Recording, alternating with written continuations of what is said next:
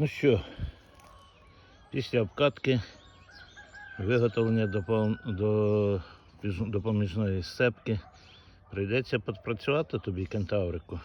Ось такий участок, 7 соток. Участочок готується під картоплю, зорений з осені.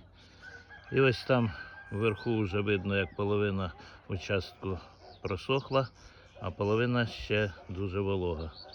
Попробуємо сьогодні працювати на підсохшому участку. Ну і в добру путь, кентаврик. Не підводь, працюй на славу.